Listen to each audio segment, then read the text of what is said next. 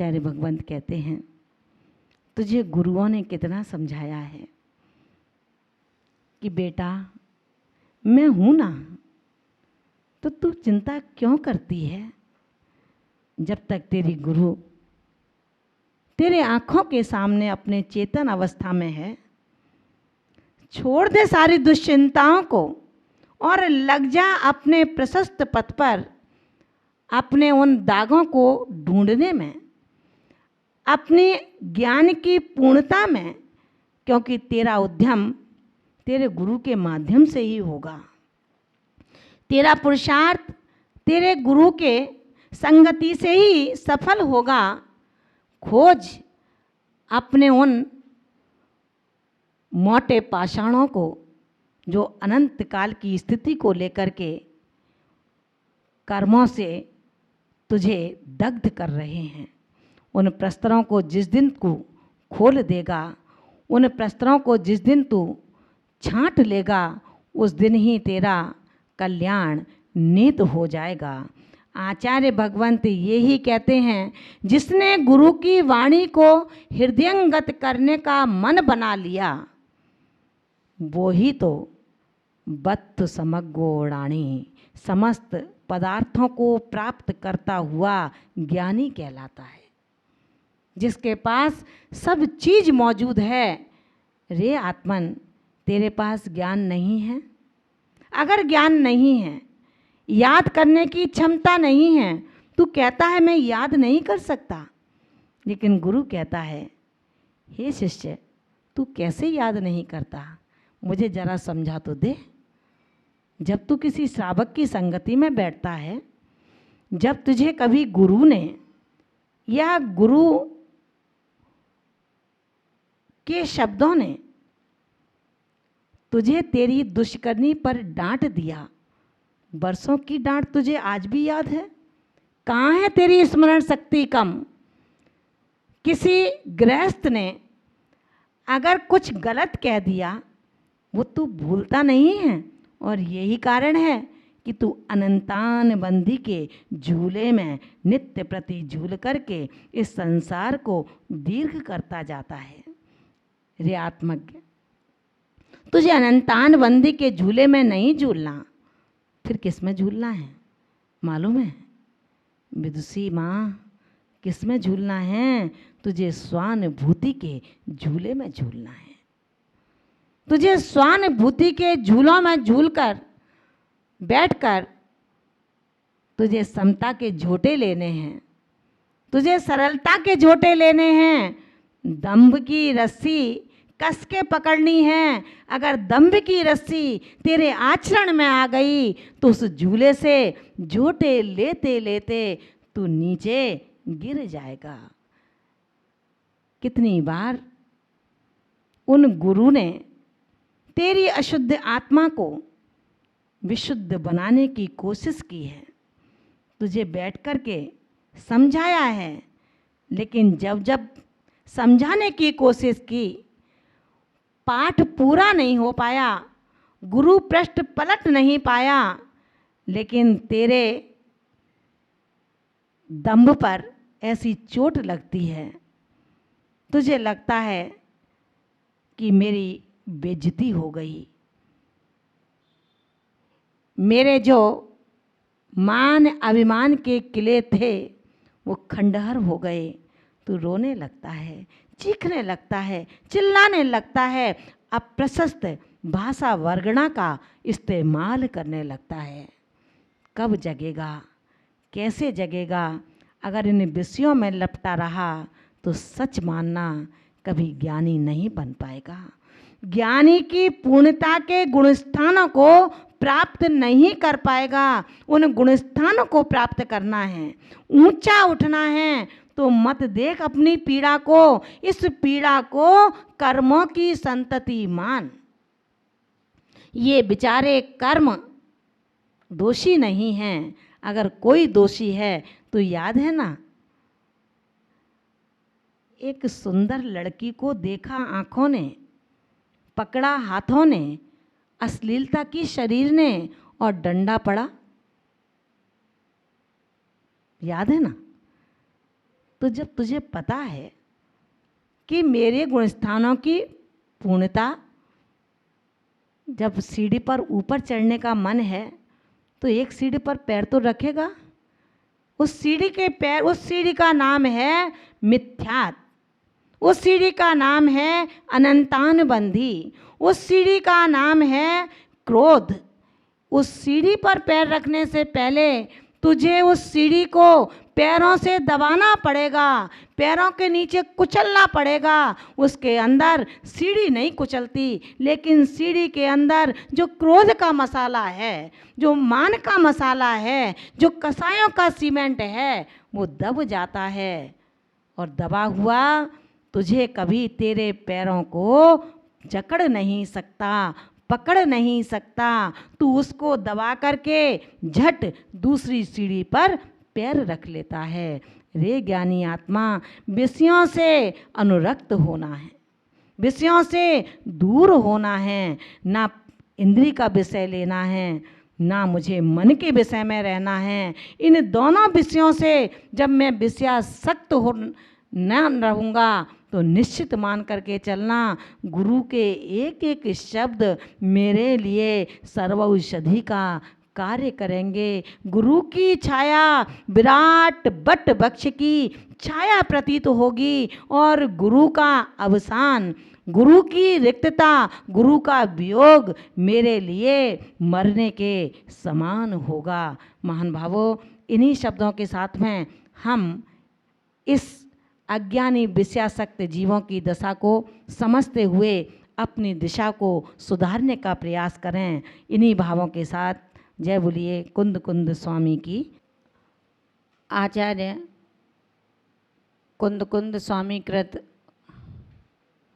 श्रमण और श्रावक संस्कृति की दो धाराओं को दिग्दर्शित कराने वाला रेणसार ग्रंथराज, जिसका अध्यापन निरंतर हम कर रहे हैं, सुन रहे हैं, क्रम से कल जहाँ ये बताया गया था, सकल पदार्थों का स्वामी होने के बाद भी जिसके भाग्य में उसका उपभोग नहीं है, सकल सामर्थ्यवान होने के बावजूद भी आप खुश नहीं हो। कारण जब अध्ययन चलता है तो हमारा अध्यापन चल रहा होता है।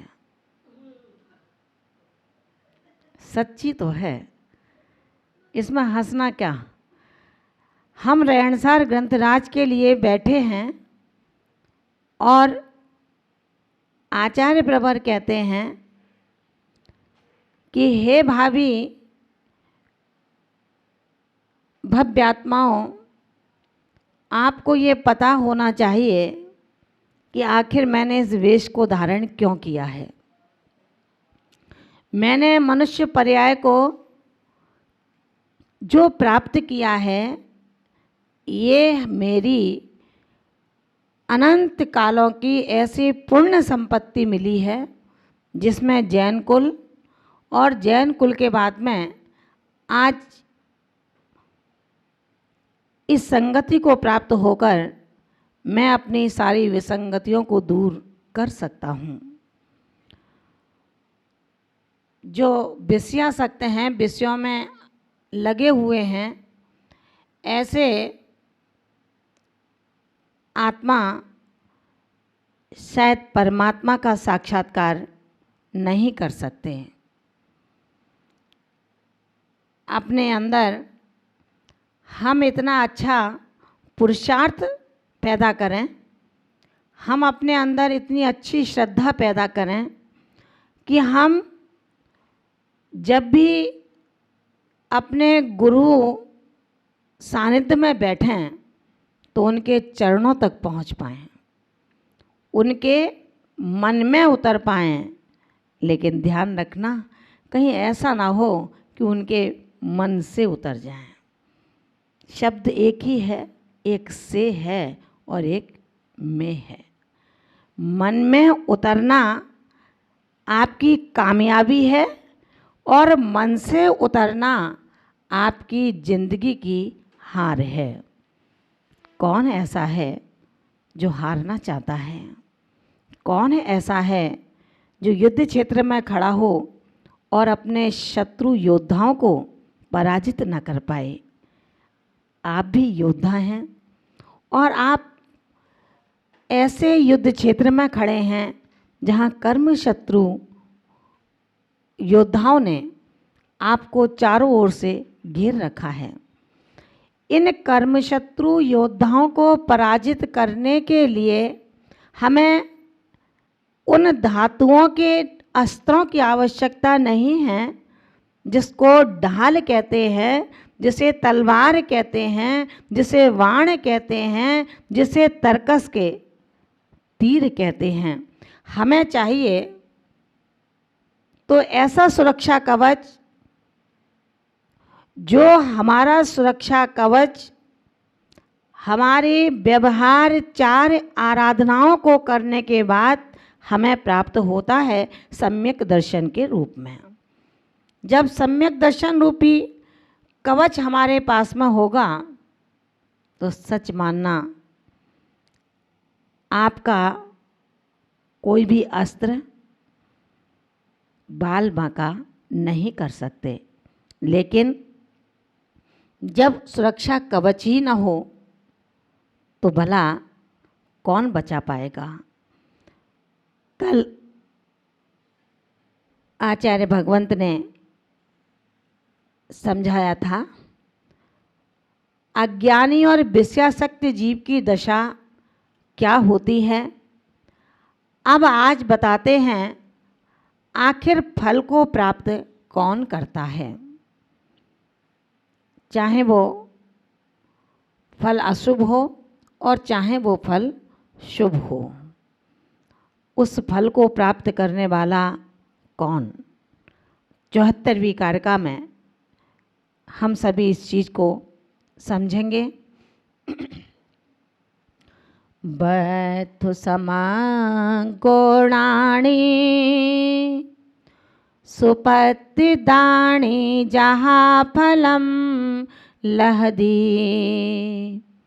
णाण समग्गो विषय परिचत्तो लहदितः चेव। आचार्य भगवंत ने कहा कि जहाँ यानी कि जैसे बत्थु समग्गो समस्त पदार्थों की, सकल पदार्थों की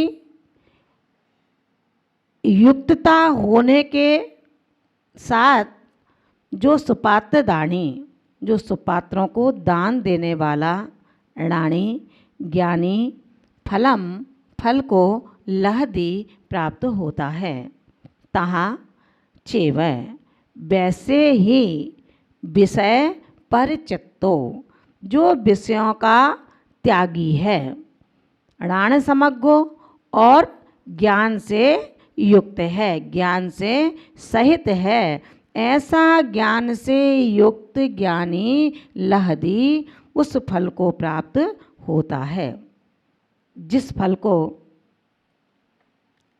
एक सेठ, एक धनाढ्य, जिसके पास धन है, जिसके पास मकान है, जिसके पास सोना चांदी सब कुछ भरपूर है, ऐसा वो समस्त पदार्थों से युक्त जो धनाढ्य है, सेठ है, साहूकार है, उनके लिए कहा है कि सभी पदार्थों से युक्त होने के बाद यदि वो अपनी संपत्ति का इस्तेमाल सुपात्र दानों को करके करता है तो उसका फल उसे शुभ प्राप्त होता है।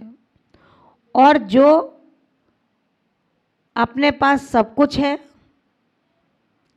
लेकिन वो ही 99 का चक्कर कि एक की कमी है उसको पूरा कर लूं, उस सेठ की तरह जिसने सोने की का एक बैल बना लिया, अब लोभ जगता चला गया। एक और फकीरी का भेष रख कर के रातों रात लकड़ियों को इकट्ठा करता रहा। महानुभावों, जो आकांक्षाओं से युक्त साहूकार है वो अपने कर्तव्यों को कभी नहीं कर सकता। जिसकी इच्छाएं हैं वो अपने कर्तव्यों को नहीं कर सकता। ठीक इसी प्रकार जो श्रद्धा से ही युक्त है, कर्तव्यों को पहचानता है, मेरा कब क्या किसके प्रति कर्तव्य होता है और करता है, बस उसके लिए कहा कि ऐसे समस्त पदार्थों से जो युक्त है और सुपात्र को दान देता है, सुपात्रों का के प्रति अपने भोजन का अतिथि संविभाग करता है, ऐसा वो सुपात्र दानी फल को प्राप्त होता है। और जो विषयासक्त है, विषयों में आसीन है, अगर वो इनसे विरक्त हो जाता है तो वो भी ज्ञान के फल को प्राप्त होता है।